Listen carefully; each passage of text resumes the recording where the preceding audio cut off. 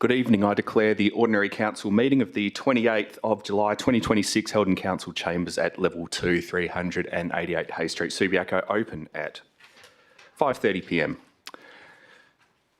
Good evening, everyone. On behalf of the City of Subiaco, I acknowledge the Whadjuk Noongar people as the traditional custodians of this land, and I recognise their ongoing connection to the land and waterways of Subiaco. Take your attendances now. We have a councillor on leave. Well, we've got two councillors on approved leave, one of whom is Councillor Burns. He is absent this evening, the other being Councillor Powell, who decided to come anyway. So we've got 8 elected members, including myself, which is a good number to work with. And we have the whole executive leadership team here as well, and a number of staff to assist them also. So good evening, everyone. Leave of absence requests. I had a late one from Councillor Pine. Councillor, the dates were the 24th of August through to the 28th of August. Okay, a mover and a seconder for the leave, please. Councillor De Vries and Councillor Jones, thank you. I'll put that to the vote now.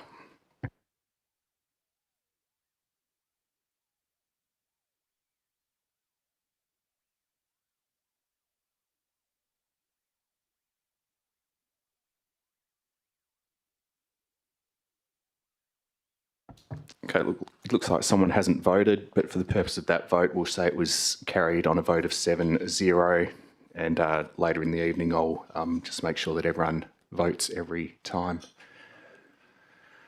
Oh, there's obviously someone in the room who didn't, but it was probably a technical glitch. I'll give you more time next time. Okay, disclosures of interest. Councillor Johnston, disclosure on C2. Yes, thank you. I, Nicola Linley Johnston, wish to declare an interest in agenda item C2, finalisation of LPP 1.1 residential development, to be considered by Council at its meeting today, 28th of 7th, 26. The type of interest I wish to declare is financial, pursuant to section 5.60A of the Local Government Act 1995. The nature of my interest is I own a property in a strata lot located within one of the policy areas abutting a heritage protected place. Thank you, Councillor Johnston. No other disclosures this evening, councillors? Doesn't look like it. Okay, there were no public questions previously taken on notice, so we'll move straight to public question time. We have a question from Snezana van de Graaf of Roydhouse Street, Subiaco.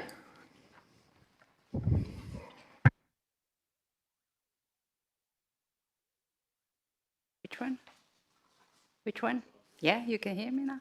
Yeah, thank you. Thank you. Good evening to everybody.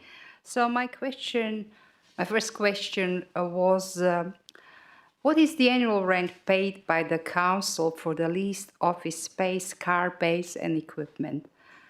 If possible, please include the date the rental payments commenced and the total amount paid to date, since the damage has been done and you moved in. That's my first question. Okay, we'll take them one at a time. So for question 1, I will ask the Director of Corporate Services to answer that. Thank you, through you, Presiding Member. Thank you for the question. The leased office space referred to in this question is the City's temporary administration facility at 388 Hay Street, which was secured following the fire at the City's administration building in 2022. An extensive search was undertaken to identify suitable accommodation for council operations, with only 2 viable premises identified. The Hay Street location was selected as it was the only option capable of accommodating a council chamber, an essential operational requirement. Payments associated with this lease include rent, car park licence fees and outgoings are reported through the City's monthly accounts and are publicly available through the Ordinary Council meeting agenda and minutes. The payment recorded for June 2026 was $79,922.26, which includes rent, car park licence fees and outgoings with electricity charged separately. The lease agreement contains confidentiality provisions requiring the city to keep the commercial terms of the lease, including amounts payable to the landlord, confidential, except where that information is already in the public domain.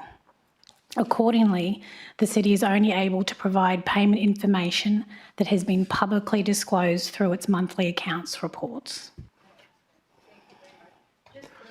Thank you. Your second question, Ms Van de Graaf. I just wanted to ask, well, how many car bays? It's not the money, it's how many car bays the council is renting? 15. 15. Okay, thank you. Question 2. Question 2.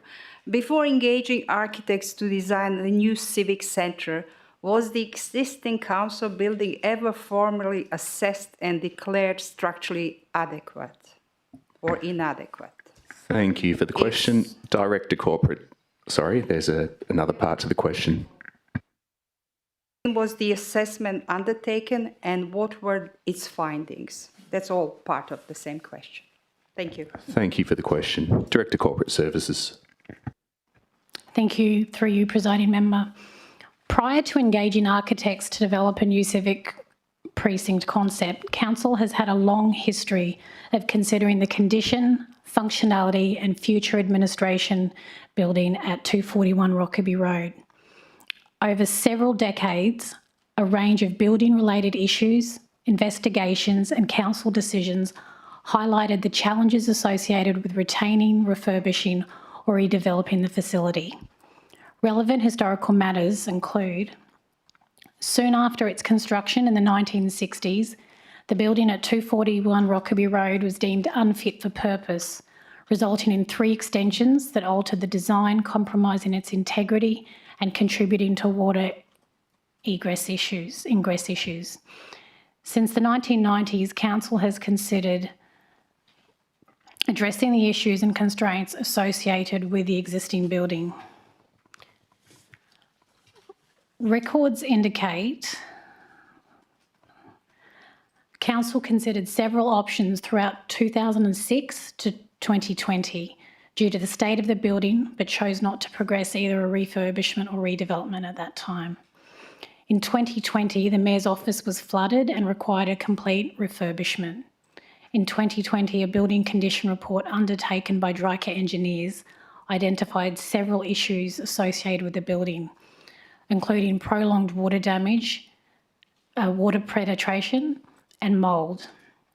In February 2021, item C7, 23rd of May 21, council resolved to engage consultants to instigate the potential refurbishment redevelopment options for council consideration. In September 22, the building was damaged by fire. In September 22, the city engaged engineer David Wills and Associates to provide a report detailing the works required to repair the fire damage. While structural adequacy is an important consideration, it is only one factor addressing the viability of refurbishing an existing building.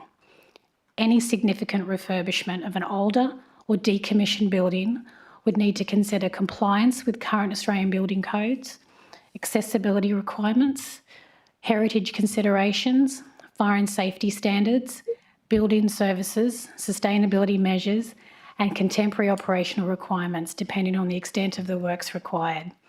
These upgrades can be substantial and involve significant cost. Sorry, I haven't finished. That's okay.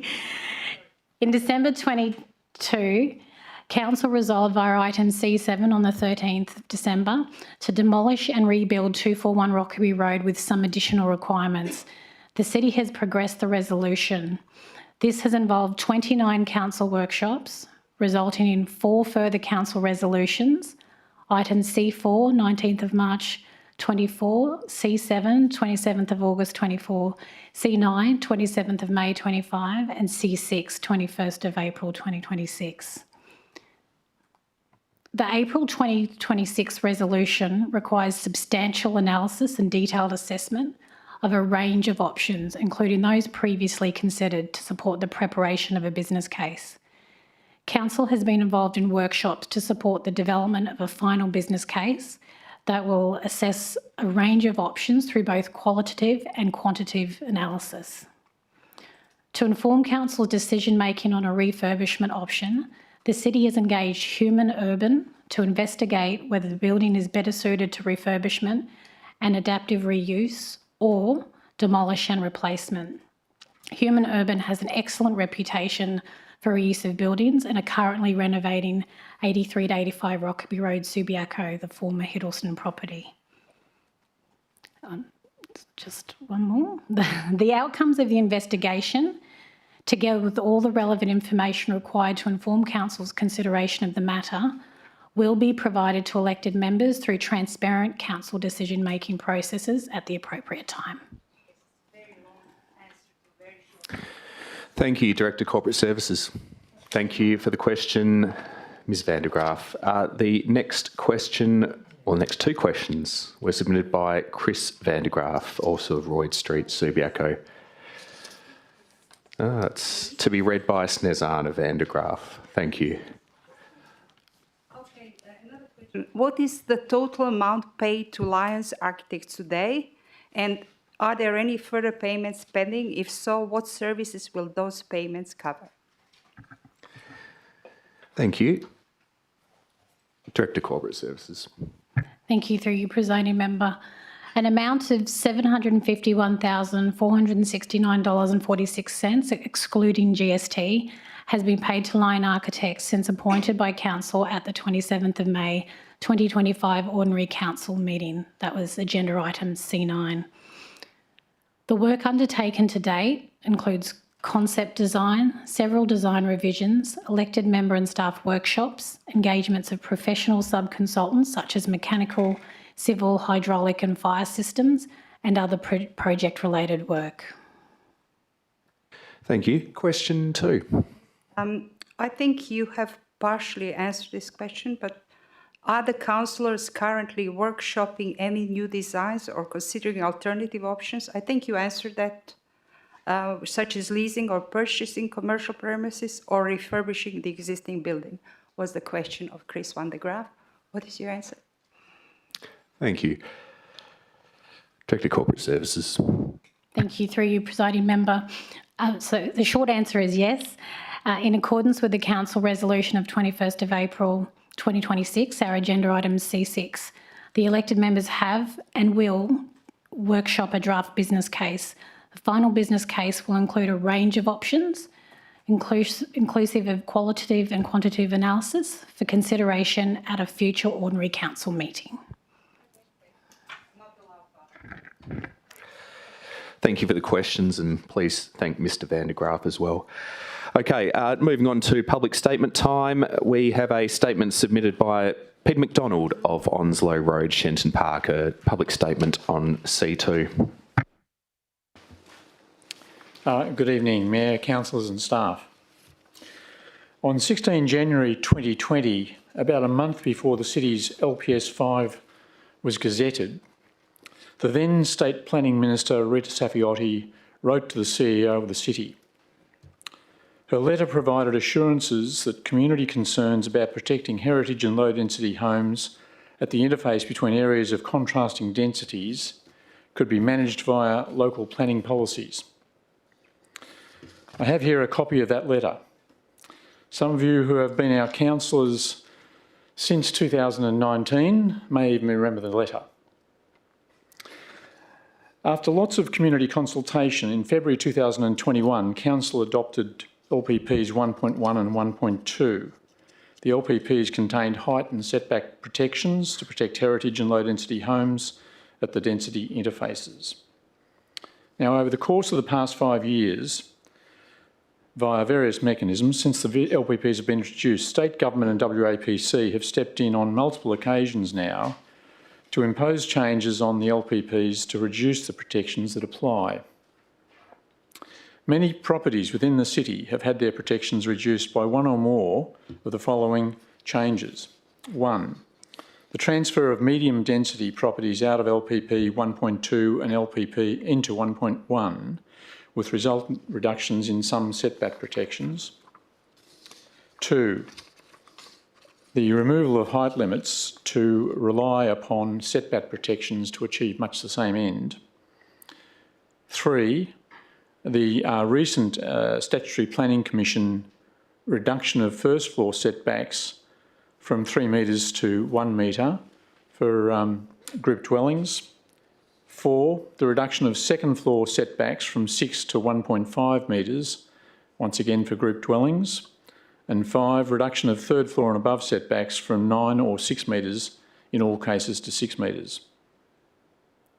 What is coming down the line, of course, is the current Planning Minister's proposed plan, which the media have reported upon, to change the R codes to allow low-density coded 700 square metre blocks across Metro Perth to be subdivided with lower restraints on overshadowing and height.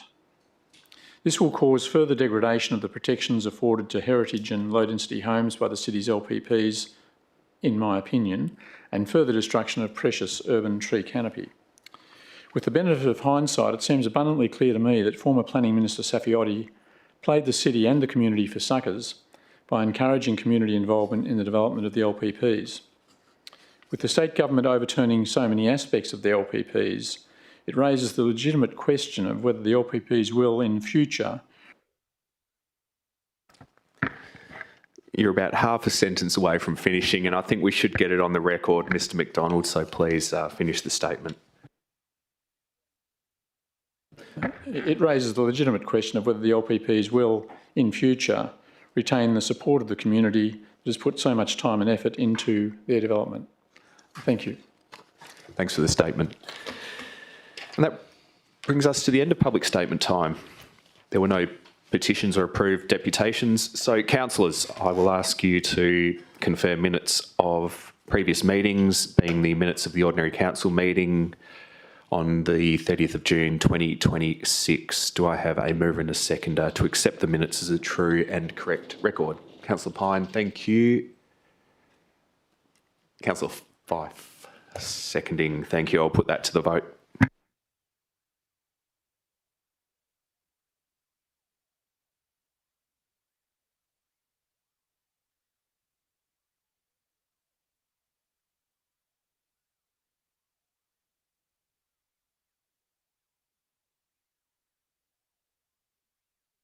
We might call that one again. Only 7 votes registered.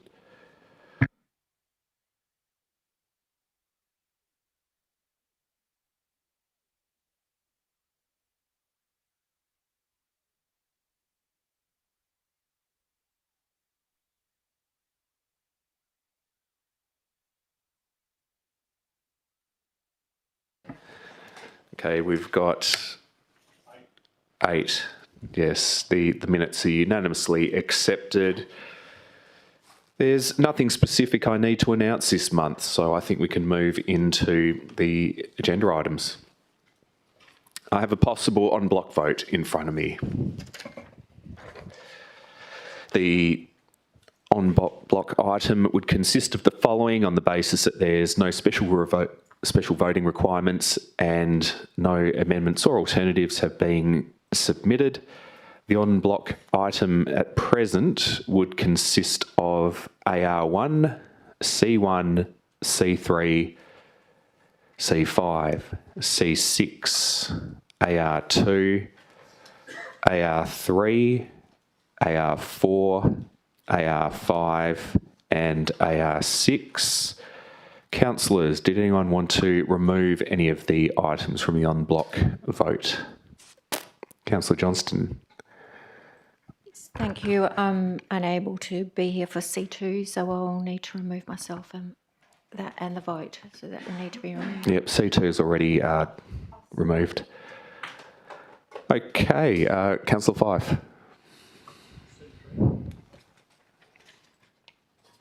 C3 is removed. Councillor Burns, good evening. We'll catch up later. Any other items to remove from the en bloc? Okay, I'll seek a mover and a seconder. Councillor De Vries, thank you, and Councillor Jones. I'll put the en bloc item to the vote now. Okay, we're probably going to vote with a show of hands. All those in favour? Okay, it looks like the on-block item's carried unanimously on a vote of 9-0. So what that means for anyone watching is that the on-block agenda items were carried as recommended by staff, as published in the agenda, without amendment and without the need for debate. So, councillors, let's work our way through the remaining items, beginning with item C2. So we'll see Councillor Johnston out for this agenda item, thank you, and I will seek a mover and a seconder for agenda item C2, finalisation of local planning policy 1.1. Do I have a mover and a seconder, councillors?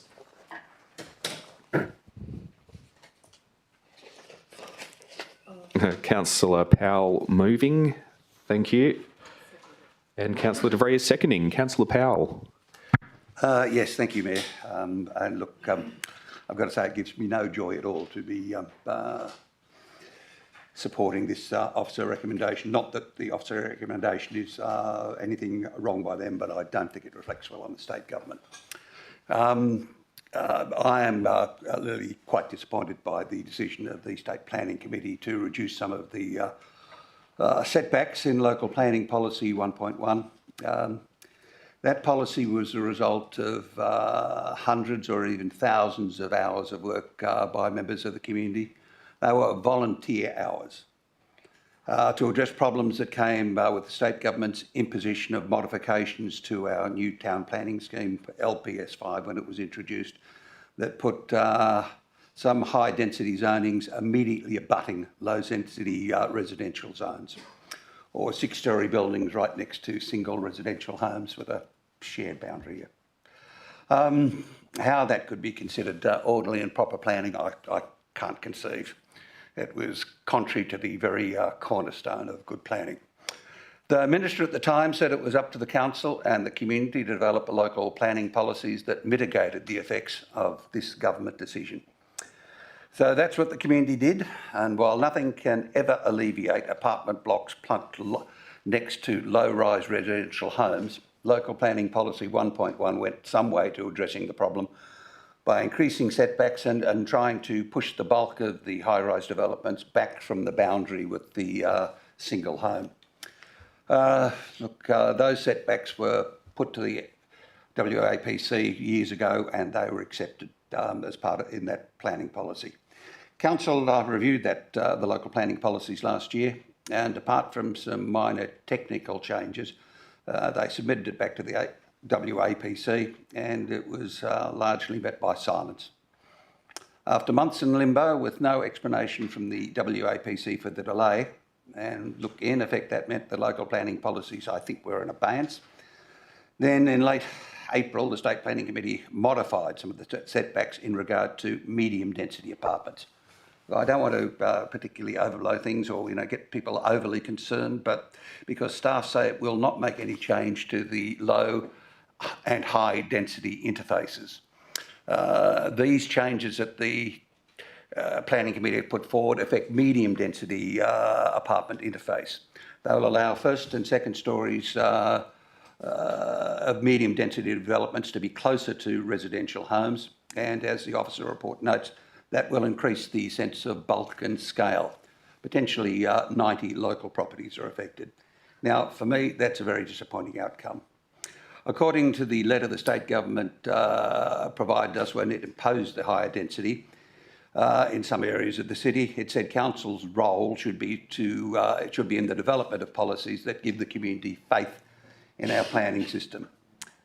Well, I think it's this kind of decision making when there's arbitrary rule reversals and changes, the government saying one thing, inviting community input, and then doing another, which tosses the community input, some of that community input in the bin. Well, I think that undermines belief in our planning system. And personally, I feel that there's little belief in our planning system anyway, because planning's been so ineptly handled by successive governments and has contributed to the affordable housing crisis we have today. Thank you. Thank you, Councillor De Vries. Thank you for that great summation, Councillor Powell. And as at the time that I was on council, when these recommendations came for us to come up with our local planning policies to address the density changes and to ameliorate some of the negative impacts of higher density, I do recall the incredible, concern and then, the work by the community to develop these local planning policies. And these policies were established to protect neighbourhood character whilst also acknowledging the need for increased density. So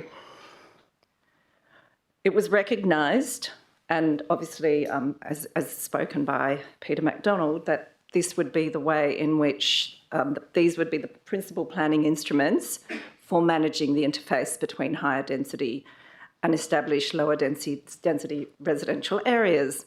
It was a deliberate policy choice, and it was also an acknowledgement that the state planning controls cannot always respond to the unique circumstances of individual local governments. So if you like, it was saying we are, a heritage community. We've also got to manage these higher densities. So this was kind of like a workaround, and everybody was not fairly confident, but, were willing to accept it.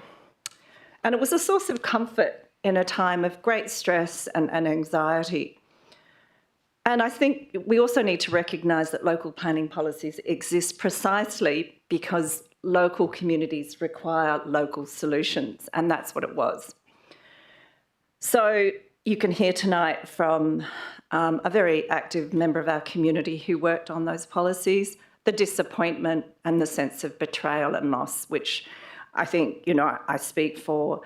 The change that comes about when you've worked so hard on something and then over a period of time it does get eroded, that is palpable. The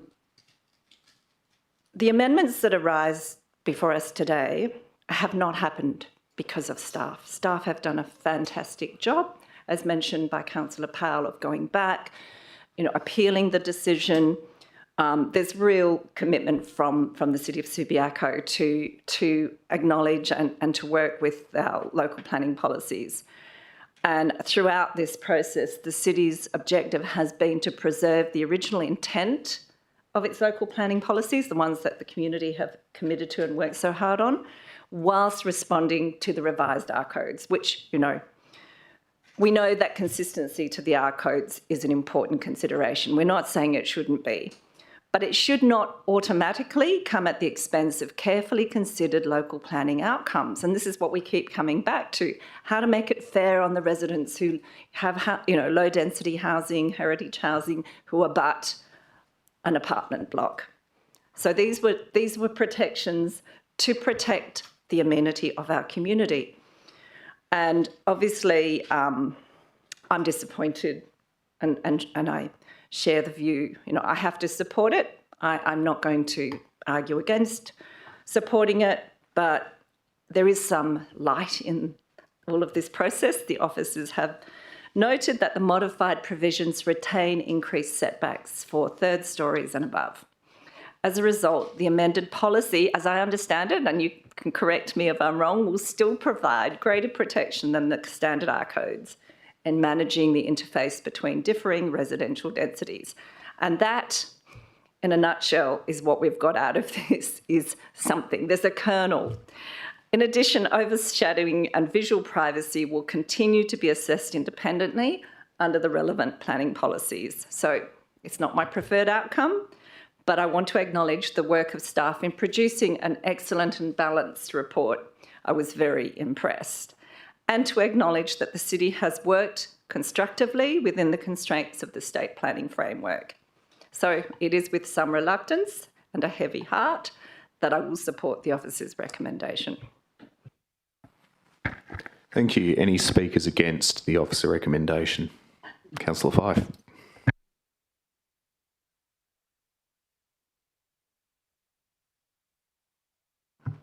Thank you, Mayor. What is at stake in this agenda item is the integrity of the relationship between the people of Subiaco and the state government. For the last decade, Subiaco has been a model of cooperation. We have actively participated in the state's densification program along major transport links. Our community worked extraordinarily hard to negotiate a sensible compromise to the blanket rezonings originally proposed by then Planning Minister Safiotti, ensuring that medium and high density R codes were concentrated where they make sense, close to transport and away from the character precincts that define Subiaco. We've been on the front foot. We developed a 10-year strategic plan in line with government direction. We built a constructive, respectful working relationship with the state, one that has delivered outcomes for residents, businesses and visitors who call Subiaco home now and into the future. A critical part of planning our city has always been balancing growth with preservation, protecting our heritage streetscapes, our historic homes and our urban forest, while accommodating a growing metropolitan population. The balance is only possible when agreements are honoured. Unfortunately, this latest change fits a pattern of incremental erosion of the city's custodianship of our planning framework through adjustments to height limits, boundary setbacks and density interface controls. The introduction of the medium density code already forced unwelcome reductions in setback protections that our local planning policies previously provided. These protections matter to residents and they matter to the character of our neighbourhoods. And this is why this item represents a very serious breach of trust.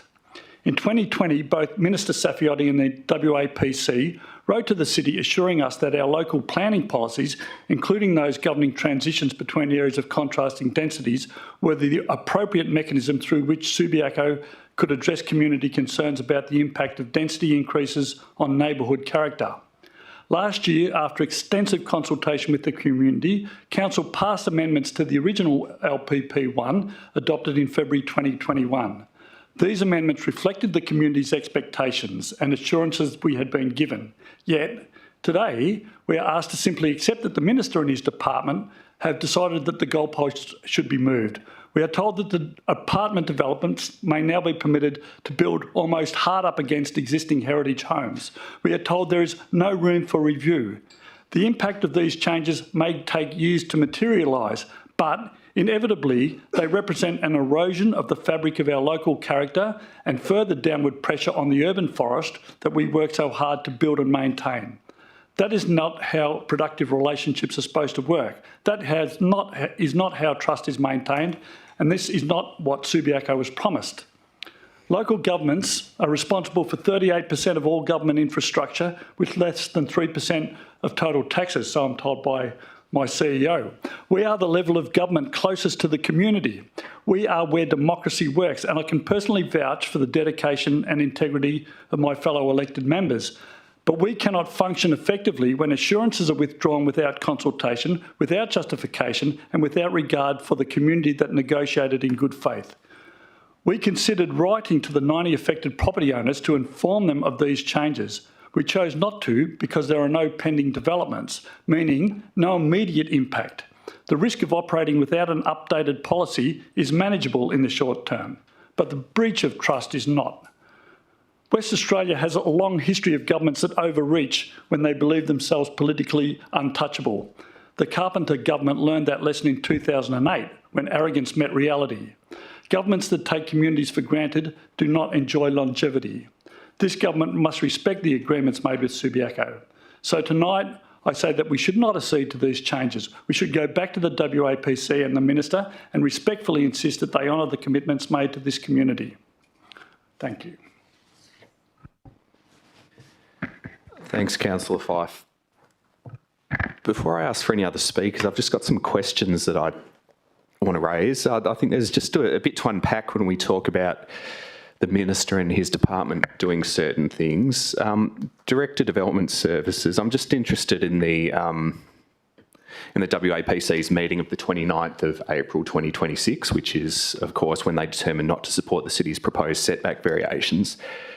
Can you just talk us through how they made that determination? Was it made on the basis of departmental advice, or did the WAPC make its own decision independently of what departmental staff were advising them? I just want to understand how we got from a position where the City of Subiaco took one position and planners and or the WAPC reached another conclusion? Thank you, and through you, Mayor. Yes, that's correct. So the WAPC decision was consistent with the officer advice from the DPLH officers. So they could have had a choice to act differently, and the city officers did make a deputation putting our best case forward. However, the decision was consistent with the officer recommendation from the DPLH officers, and from what we understand, more broadly aligning with future changes to the R codes, which have recently been announced and will continue to evolve over time as well. So you deduce, or you might have seen more explicitly than that, that departmental staff were writing their advice on the basis of changes to the R codes that have occurred since 2018 or thereabouts. Thank you, and through you, Mayor. What I mean to say is that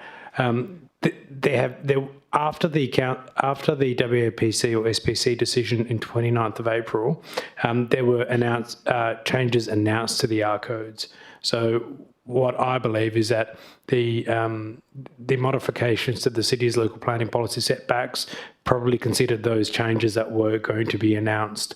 And from what we understand, these will be made public in the upcoming months. So they were probably considering those changes in determining the city's policy. Okay. My next and final question relates to what happened after the 29th of April. A request was submitted by the city to the WAPC chair. At the relevant time, that would have been Emma Cole.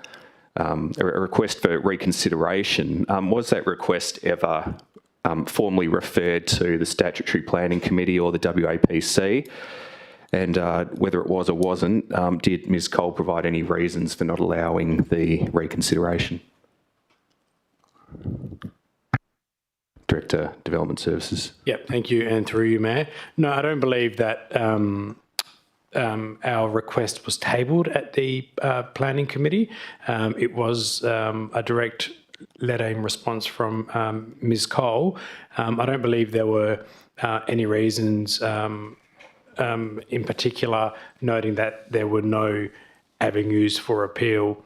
My understanding is that there's always an ability to ask for a change or a planning application, for example. You can always ask for changes to the R codes, but there is a recency of the SPC decision. So it's probably unlikely that if we ask for the same change, we're going to be getting a different answer. In that letter back to the city, Ms Cole did say that the SPC considered a comprehensive report by DPLH officers, and that it actually understood the city's position and considered all relevant planning matters in any event. So it's unlikely, without any new information or any different information, that the City of Subiaco will get a different response, particularly in the short time frame. But just to confirm, the decision not to allow reconsideration was essentially a captain's call made by the chair of the WAPC? Through me, yes, that's correct. Okay, we probably shouldn't go too hard on John Carey then. We wouldn't want to upset him. Councillors, speakers for or against the officer recommendation? Okay, I'll ask the mover to close then. Councillor Powell. Yes, thank you, Mayor. And look, while I understand Councillor Fyfe's concerns and where he's coming from, I think the other germane point is that unless the planning policies are passed by the WAPC, then in effect they're going to be in abeyance. So if we want local planning policies to protect us, then we really don't have much choice but to pass it.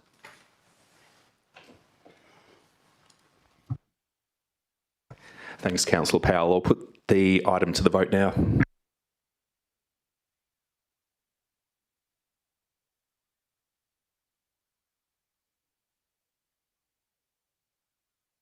So I should have clarified that, but it looks like everyone's got buttons and mics, so we'll do it electronically if governance can arrange that. Thank you.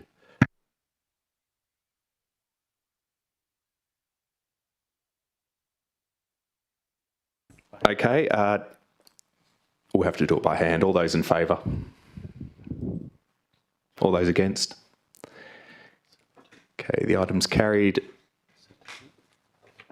Well, I don't think it's going to be 7-2, 6-2. It was carried 6-2.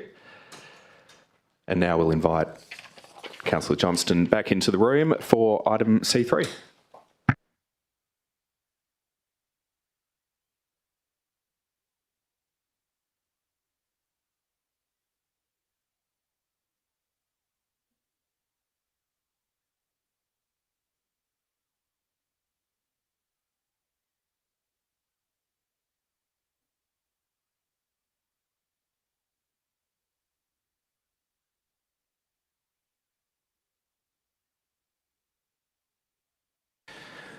Okay, welcome back, Councillor Johnston. Let's move on to item C3.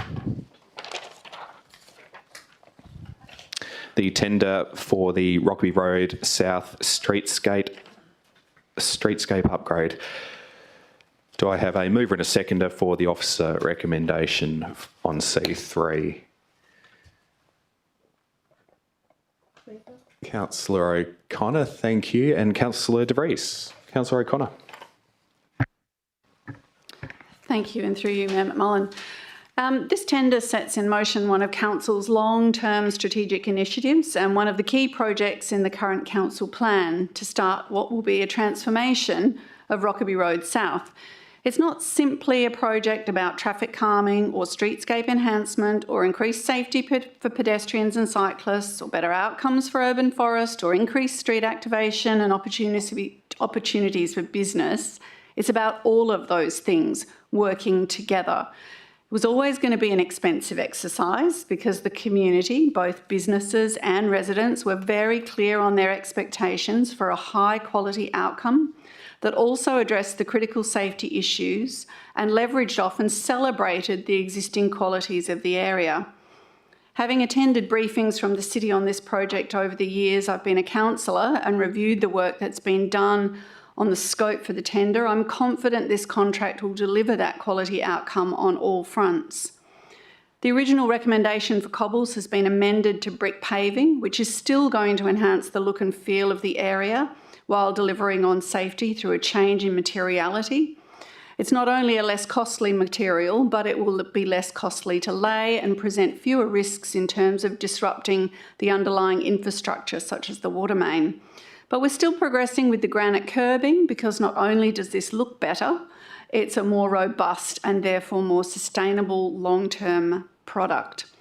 Much of the work is proposed to be undertaken at night, and while that is more costly, it's anticipated it will be less disruptive to both businesses and the people of Subiaco by allowing greater movement during the day when people are out and about. The recommended tender is above the amount we budgeted for, but as everyone knows, costs are increasing generally, particularly with the current global tensions, so it's probably not unexpected. And while we could consider rejecting the tender and going back out for quotes on a pared-back project that, for example, removes the mid-block crossings and only addresses the black spots at the intersections of Rockaby, Hamersley and Heytesbury, I'm really not convinced that that would be a good outcome. The contract is going to be on site with manpower, materials and machinery anyway, so there's an economy of scale there in getting the mid-block crossings done at the same time. Furthermore, with the removal of the median strip, the mid-block crossings will provide important safe crossing points between the major junctions, reducing the crossing distance for pedestrians and increasing their visibility by projecting them out closer to the actual moving traffic. While this item is about accepting a tender and not a revision or review of the Rockaby Road South Master Plan, I want to just remember how we got to this point very briefly. At the core of the master plan are the two black spots at the intersections of Rockaby, Hamersley and Heytesbury roads. They've been identified as black spots for, as far as I can tell, over a decade now. So it is really important that we get on and address this issue. I've seen the figures for the accidents here over the past few years, and they are significant. My family's actually got personal experience of the dangers as my husband's car was written off when someone crashed into him at the junction of Rockaby and Heytesbury. Council rejected 2 previous schemes to calm traffic after objections from the community, including businesses, and those options were a roundabout, which would result in less paving and traffic coming closer to the alfresco areas, and also the other option was restricted turning movements into Rockaby Road from those side streets. As we heard at the agenda briefing forum last week, roundabouts do not support safe cycling or pedestrian movements of the volume that we see at these intersections. And they also may not address the concerns residents have raised with me about east-west traffic speeds. As a result of those earlier decisions, Council initiated a broader master planning exercise in 2017, and that involved community engagement of residents and businesses, and after further community feedback that led directly to amendments, Council approved a master plan. And that's the master plan that led to the term the Paris end of Rockaby Road. The long-term aim is to have this section of Rockaby Road function in a similar way to Rockaby Road North, with wide activated footpaths, a vibrant and engaging atmosphere. And while some of those sections already are vibrant and engaging, they are not currently wide, and at times they become very congested.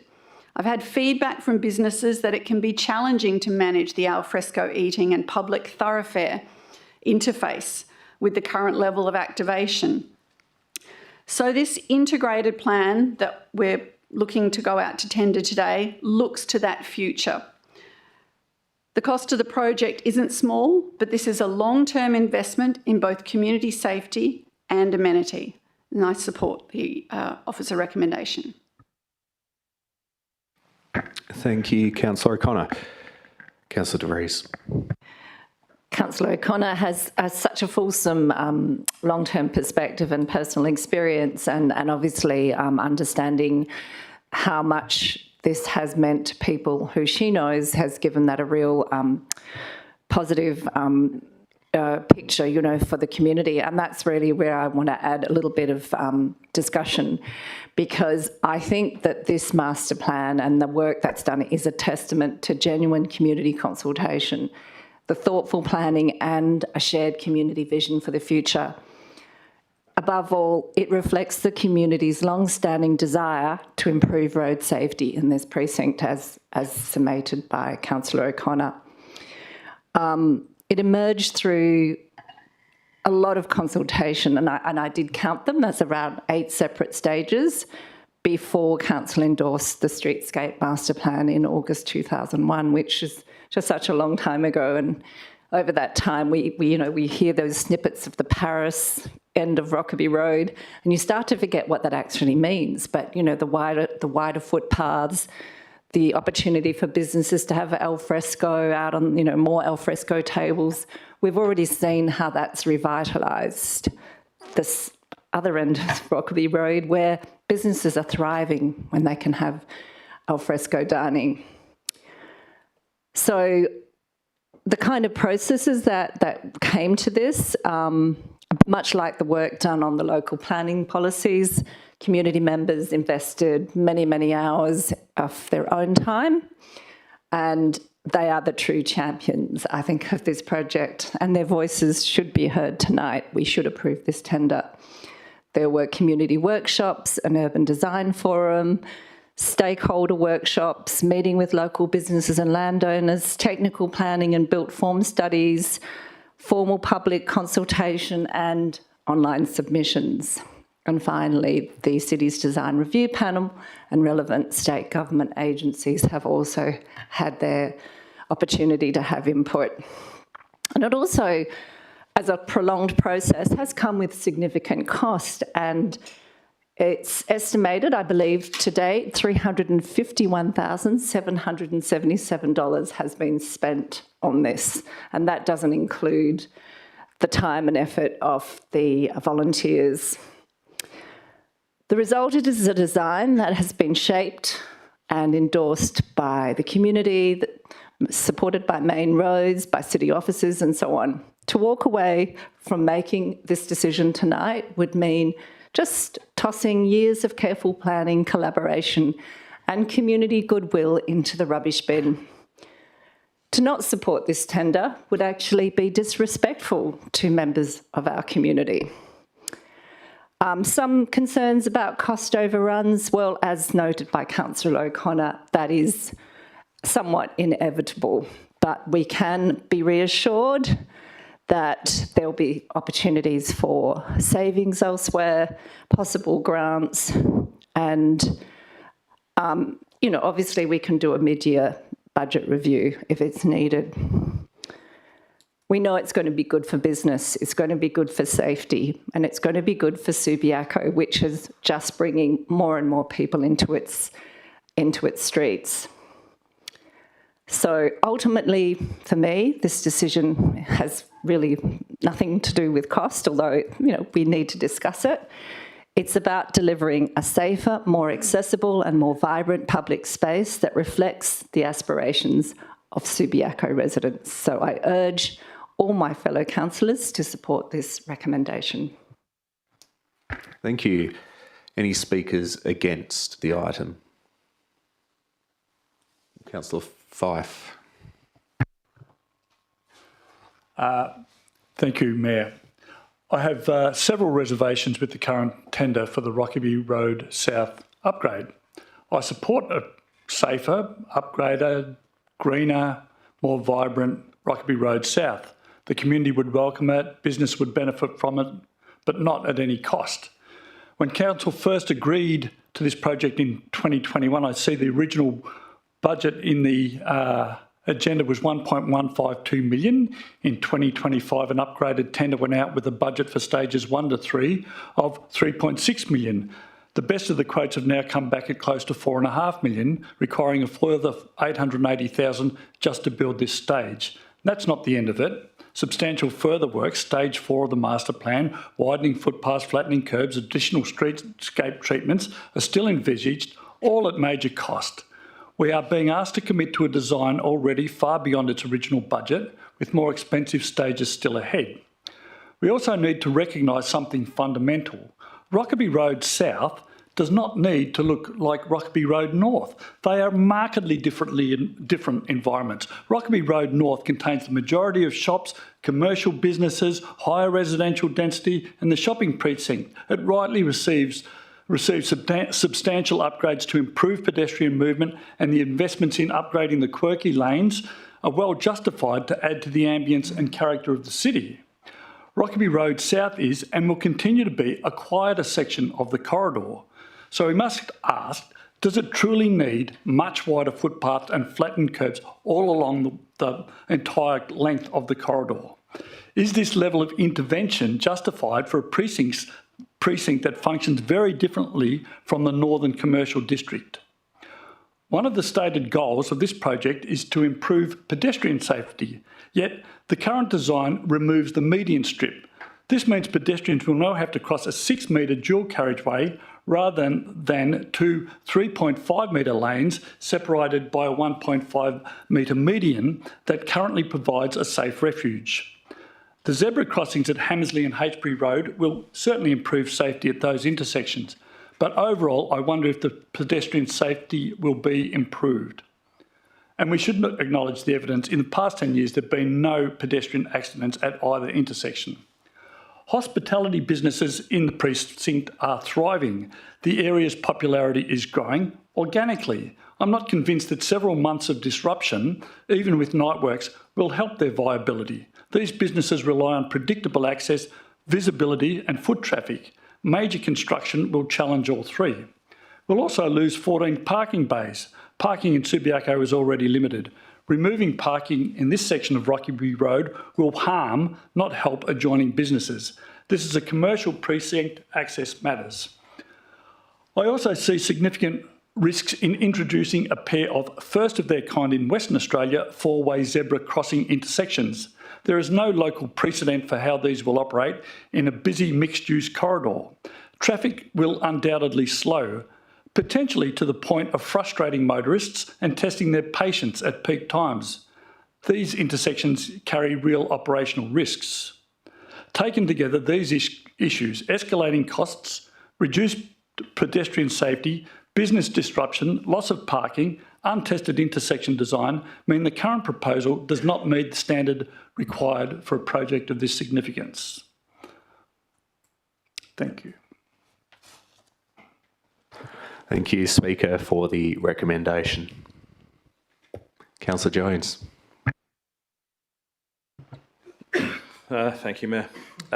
It's unfortunate that this tender is substantially more than the city has budgeted for this project, so we do need to carefully consider the decision.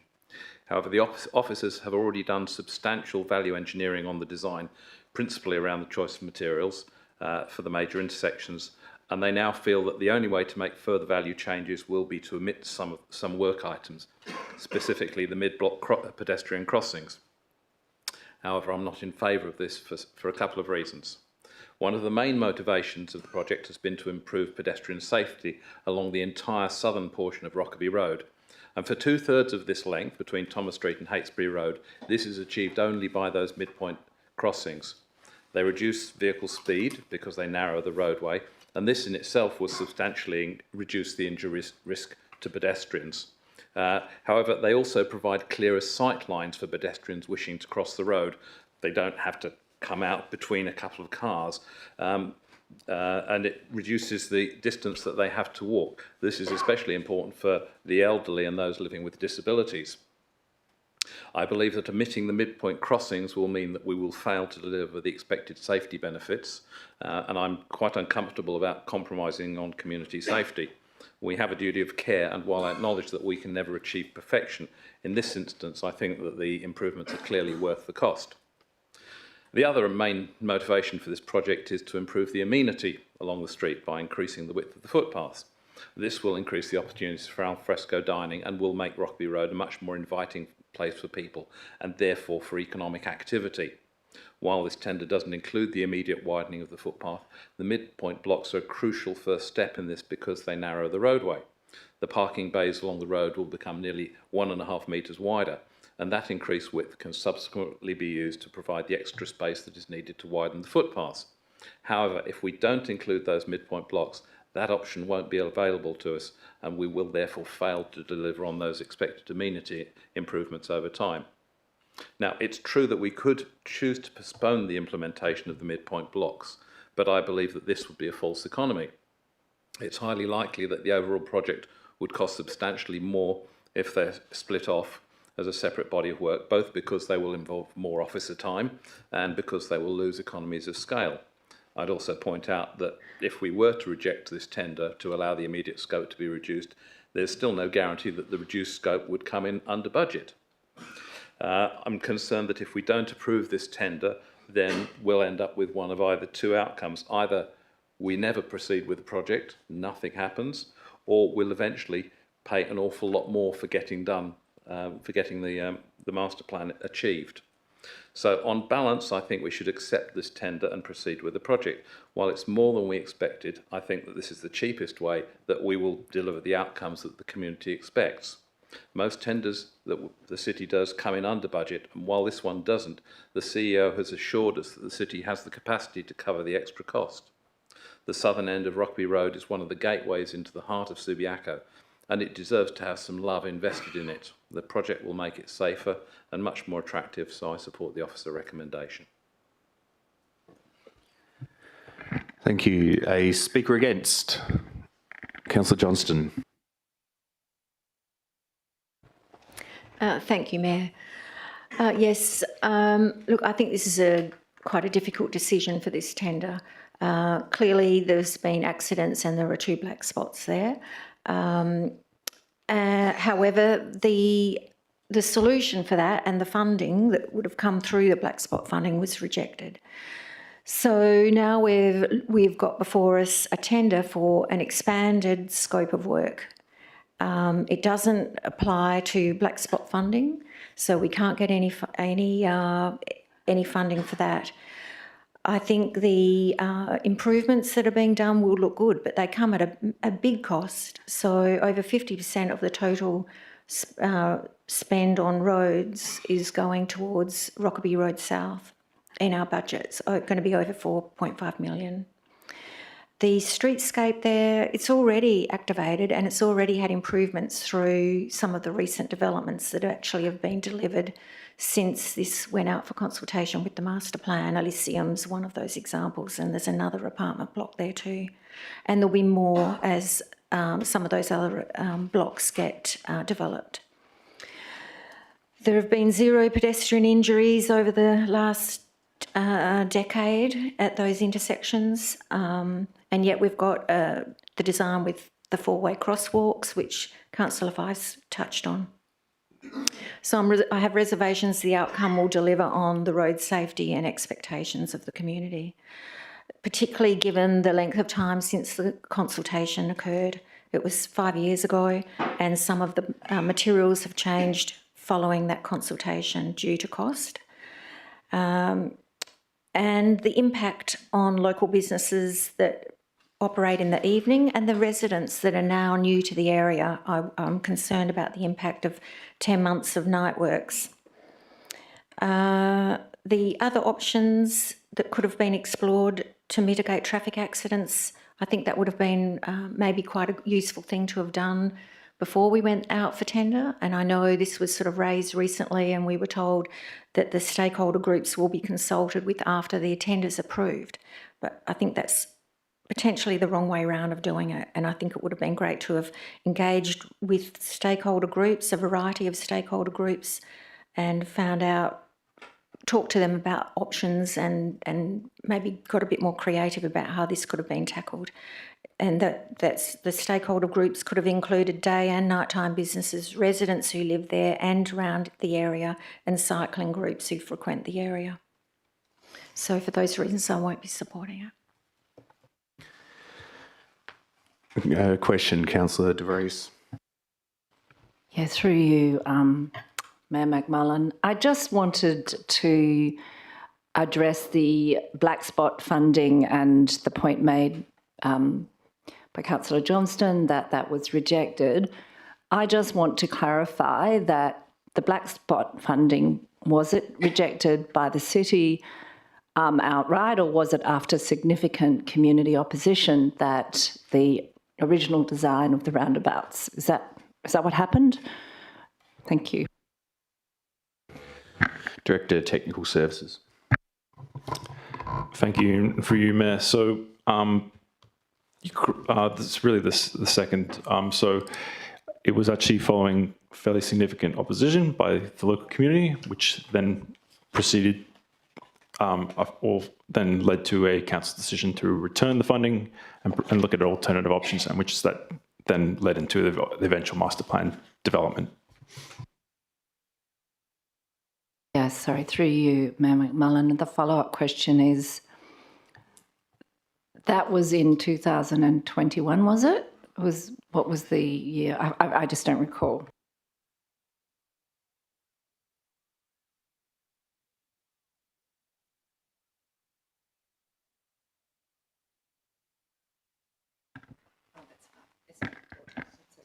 How far off is it, Mr. Hambley? You've got it. Yep. So it was in 2020. The decision was in 2020, not 2021.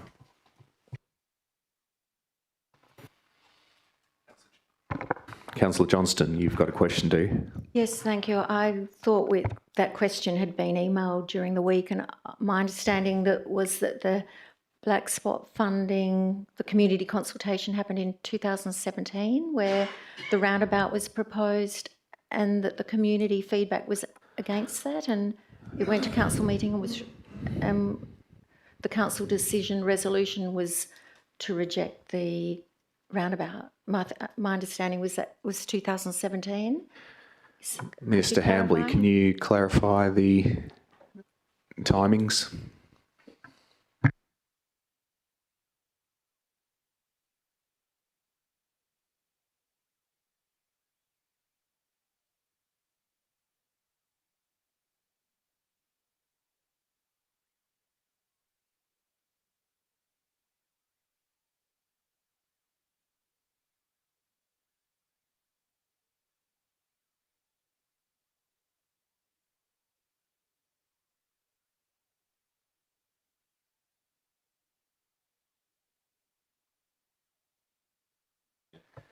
Okay, looks like the manager might have an answer. Mr. Karma.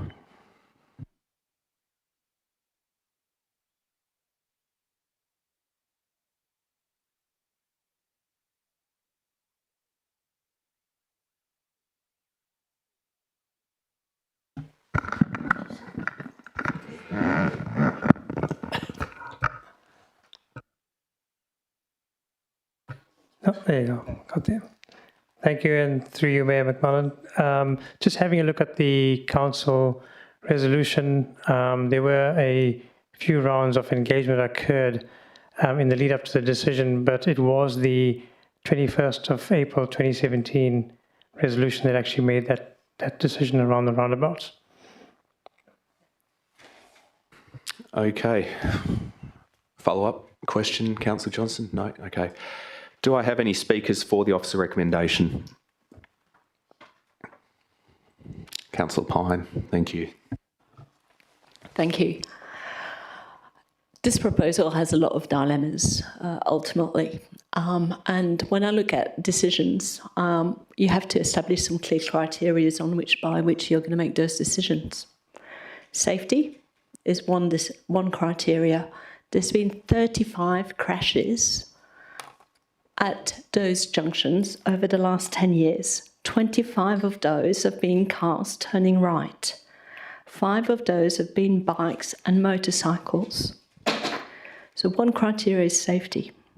Second is cost.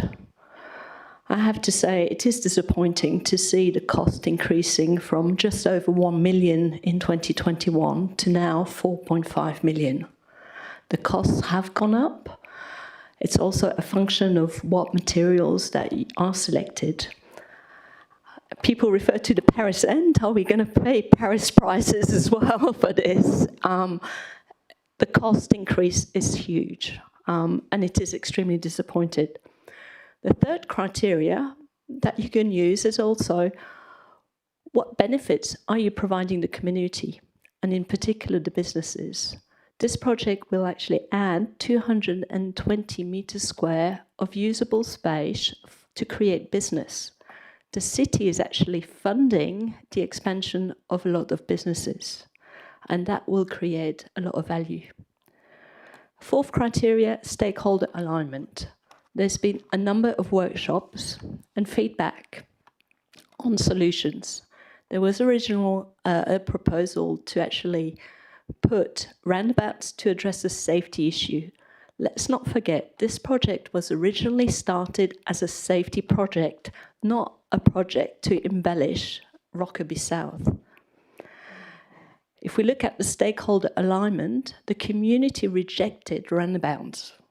Now, roundabouts are a proven solution to actually allow, to prevent essentially accidents of cars turning right. We all know that, but the community rejected it. The solution that people have come up now is an equitable solution.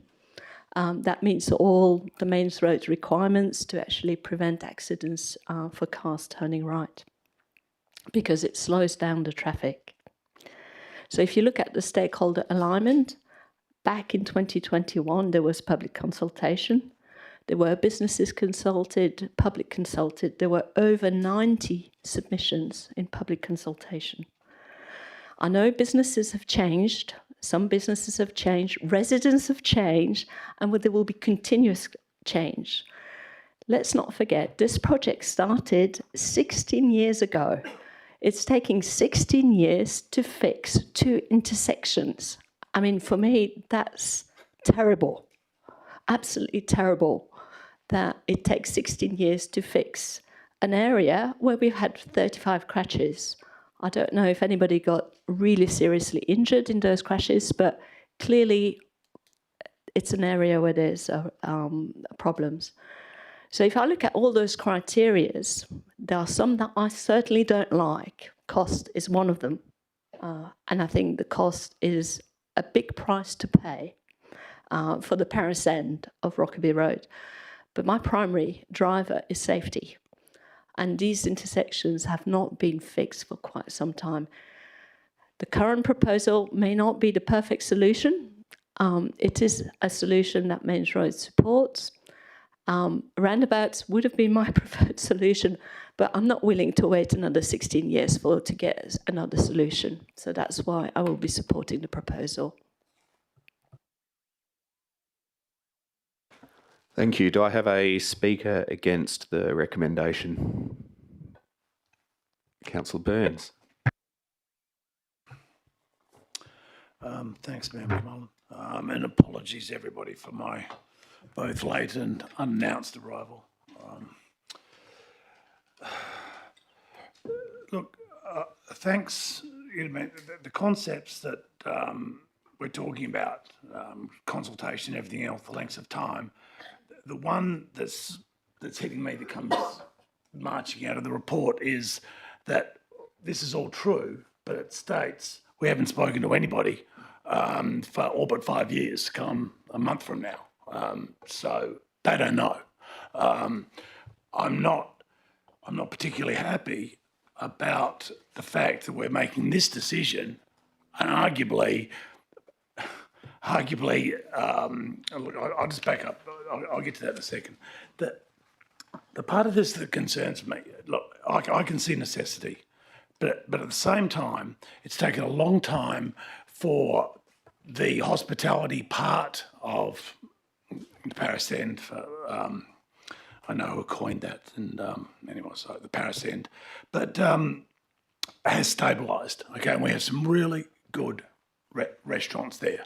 This is all about a year of nighttime works, and in the States it's great for daytime people, but to me, this is going to be a cash flow killer to those businesses that are doing great. The city loves them. Okay, and there seems nothing in this report that talks about other than there'll be somebody on site for people to give their woes to, but there is no indication of how that fixes it for them, or or anything else.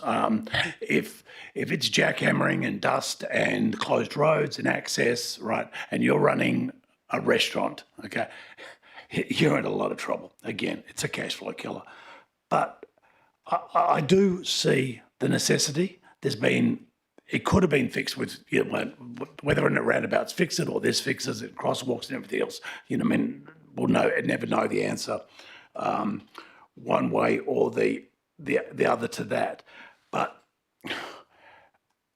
I can't support it. Okay, restaurants, even if it's businesses against safety. Okay. I still can't get past the fact that this is going to be a Goma pile, surprise, surprise, surprise, come Friday's newspaper. People, we've talked about decades, but people, it says, they don't know, okay? They're going to read, they're going to get a 10, look at this thing, it says 10 months, I think it's 16.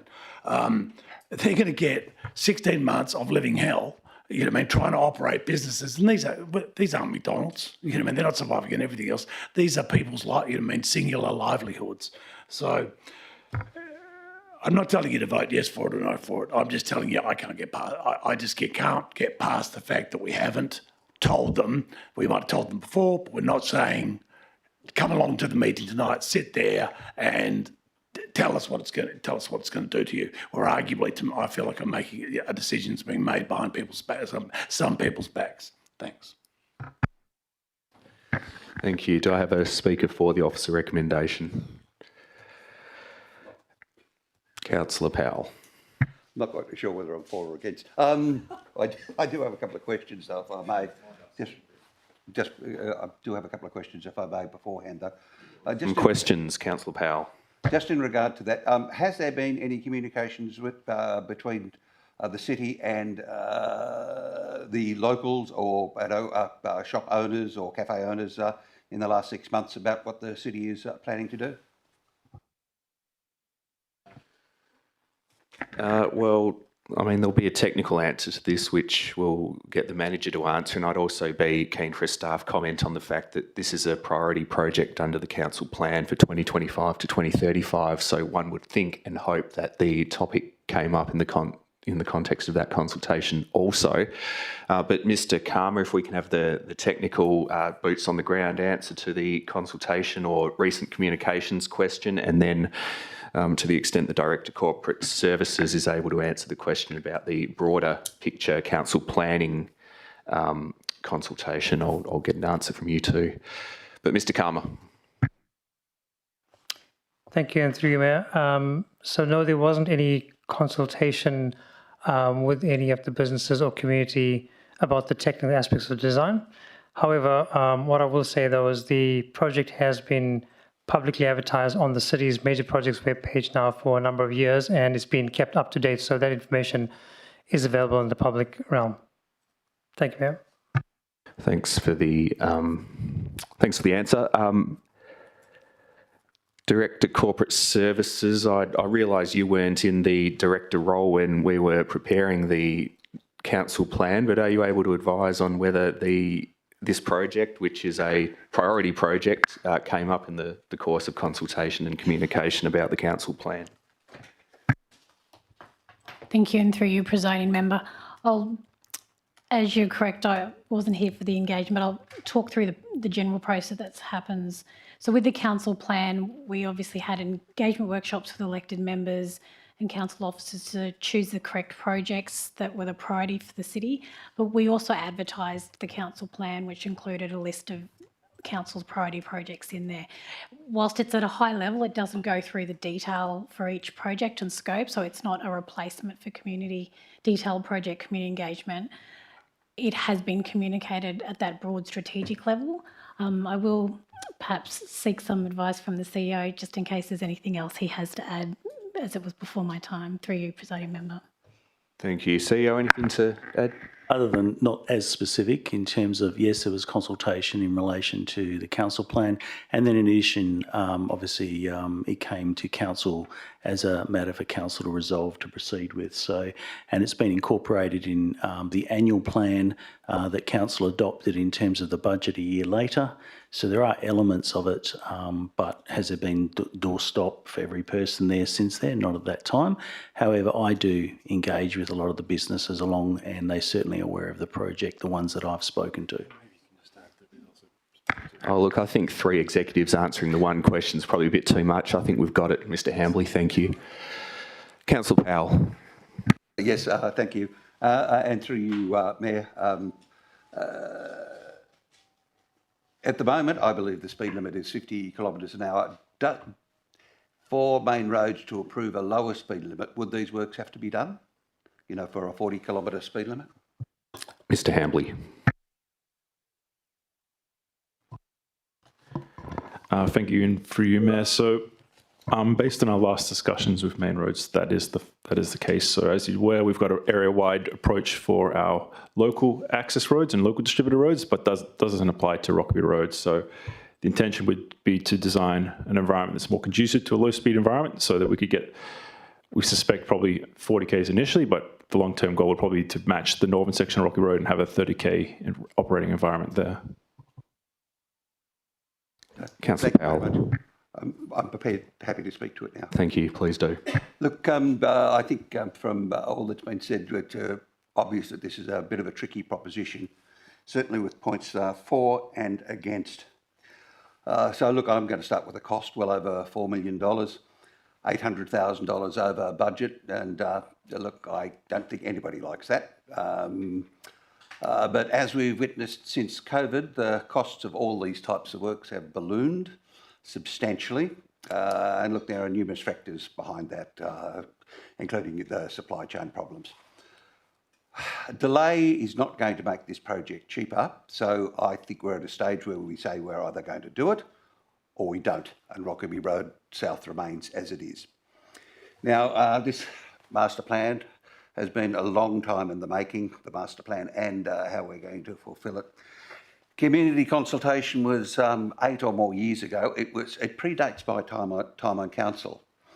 And the number of times this has come to council workshops because of technical problems, but like it seems that in the older part of the city, every time you put a spade in the ground, you hit some sort of infrastructure.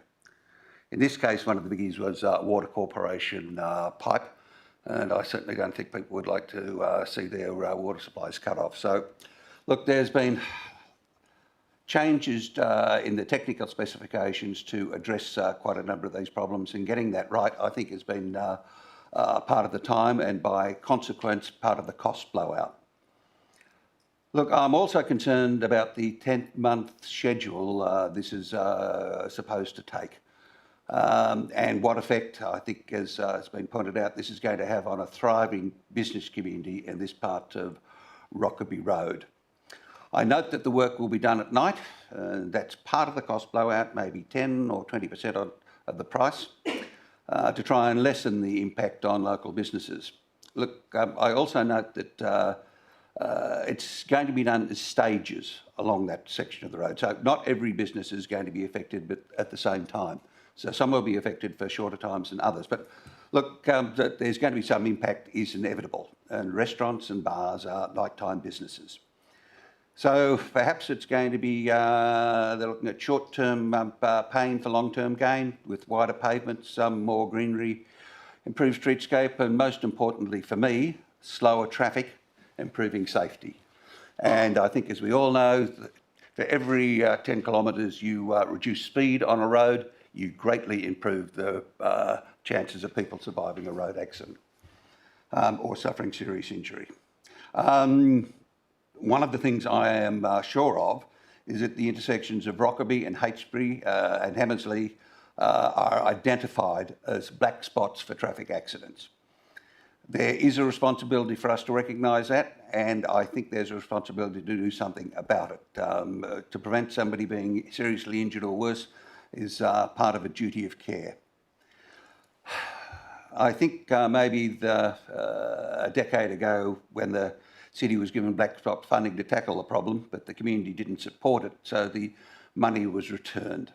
So there's no black spot funding this time, apparently because Main Road sees this as a streetscape project. But the fact remains that these intersections are black spots. So while I don't like the cost and the inconvenience it's likely to cause during construction, the community has given us a clear indication of what they want, albeit some years ago. And I'm going to support it, firstly on safety grounds. I think they're very important, but also because it will fill a promise to beautify the streetscape at what we've been calling the Paris end of Rockaby Road. Okay, thank you. Thanks, Councillor.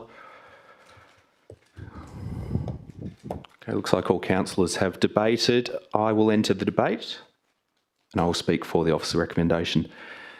Councillors, I think this goes to the core of how we make decisions on this council. The options in front of us are pretty binary, really. There's an option to award a tender, and we either award it or we don't.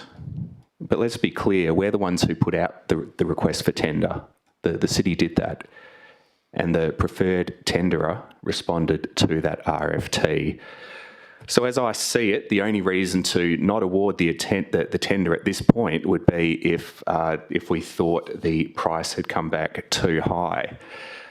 But look, what I won't do is disregard years of council decision-making, master planning and public consultation. And in fact, I think it would be inappropriate to cast all that aside while we look for reasons not to progress this project, which, as you heard earlier and as you would have read, is a priority project under the council plan.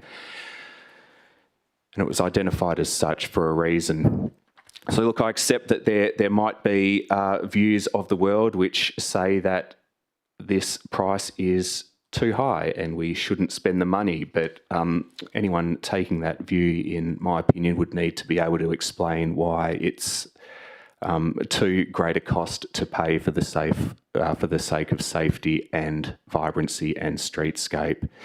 When I look at everything else the city has done in Rockaby Road and we hope other parts of Subiaco in years to come through things like Subi Streets and the current master planning of Nicholson Road and Onslow Road in Shenton Park, I think we have seen and can expect great dividends that come from this type of investment in our local roads and our local streetscapes.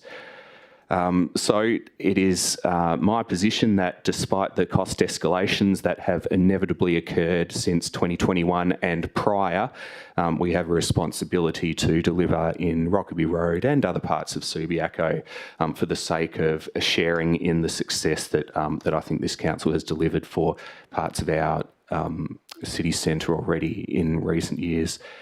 Therefore, I happily support the officer recommendation with far less of the reservations than it appears that some of the other elected members have expressed this evening.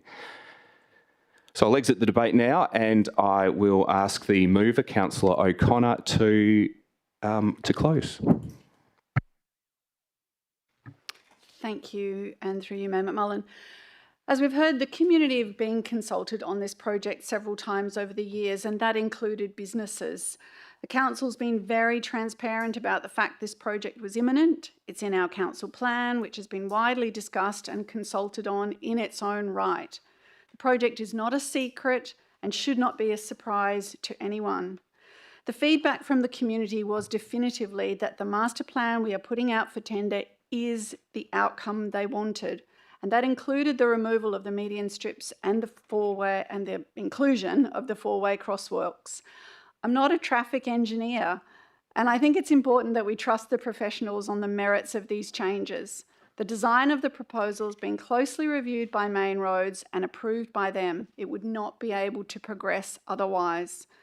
As Councillor Jones and Councillor Pine have said, by not progressing with this project now, we run the risk of not doing anything or doing the work in a piecemeal fashion, which is likely to cost more.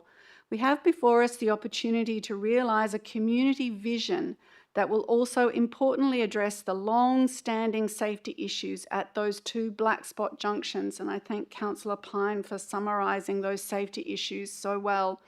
We owe it to our community to honour the work that they have put into getting to this point, and I urge councillors to support the recommendation to accept the tender.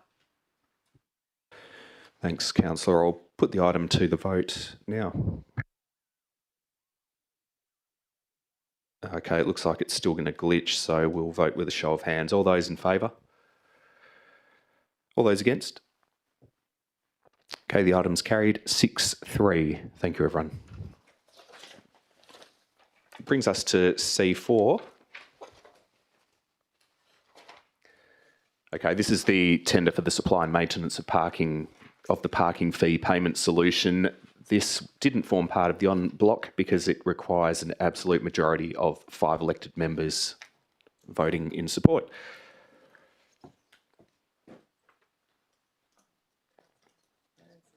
Okay, thanks, Councillor Burns. We'll note you're leaving the chamber now. Do I have a mover and a seconder for item C4? Councillor Jones moving and Councillor Johnston seconding. Thank you both. Councillor Jones. Thank you, Mayor. The contract for the supply and maintenance of the city's fleet of over 100 ticket machines is due to expire in October of this year. So unless we want a parking free-for-all in Subiaco, we need to have a new contract in place before then. While the revenue from parking is welcome, approaching $4 million per year, having a well-regulated parking system benefits the economic and social activities of the city, and I wouldn't want to be without it. The officers have gone through their typically rigorous evaluation process to determine the best provider for the next 5 years and have selected Easy Park ANZ Proprietary Limited. Not only have they provided the lowest total cost, but they also rated highest in every other qualitative criteria. Additionally, although it was not part of the evaluation process, I note that there are likely to be further benefits to the city arising from the fact that Easy Park are already providing the city's pay-by-phone solution, which is now used for the majority of parking transactions in the city. The awarding of this contract will require an adjustment to our budget to transfer $400,000 from the parking and public transport reserve to cover the capital expenditure to replace the existing machines.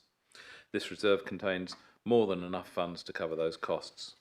The annual operational costs of this new contract are less than half those of the existing contract, and those savings will pay back this capital expenditure within 3 years. Consequently, I'm happy to support the officer recommendation and award the contract to Easy Park ANZ Proprietary Limited. Thank you. Councillor Johnston. I support it. I've got nothing further to add. Okay, any speakers against? Anyone wanting to take the opportunity to speak for? Okay, there's probably not a lot to close on, Councillor Jones, so I'll put this one straight to the vote now. And I think we'll be back on the electronic system.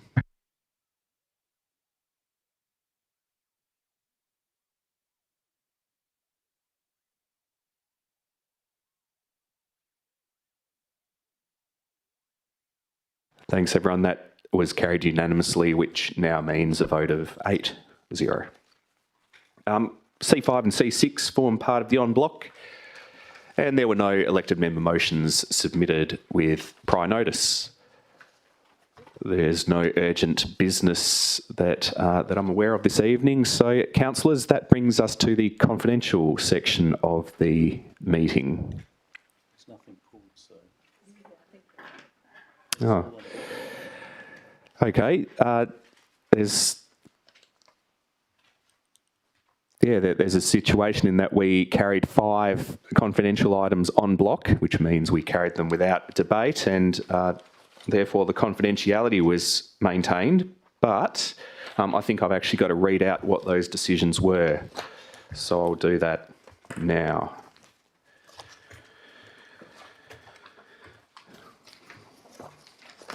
Okay, on AR2, it was resolved that the financial management audit is noted.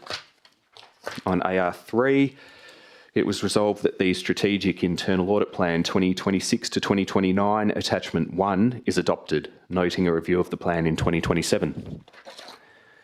On AR4, it was resolved that the Strategic Risk Register and Risk Management Framework is noted. On AR5, it was resolved that the progress report on implementing the city's Work, Health and Safety Management Plan for 2025 to 2029 is noted. And finally, on AR6, it was resolved that the Audit Actions Register update is noted. Councillors, that brings us to the end of tonight's meeting, so I therefore declare the meeting closed at 7:01 p.m. Thank you, councillors, for your inputs tonight and prior to the meeting, and to staff also for your ongoing assistance and advice. Thanks, everyone.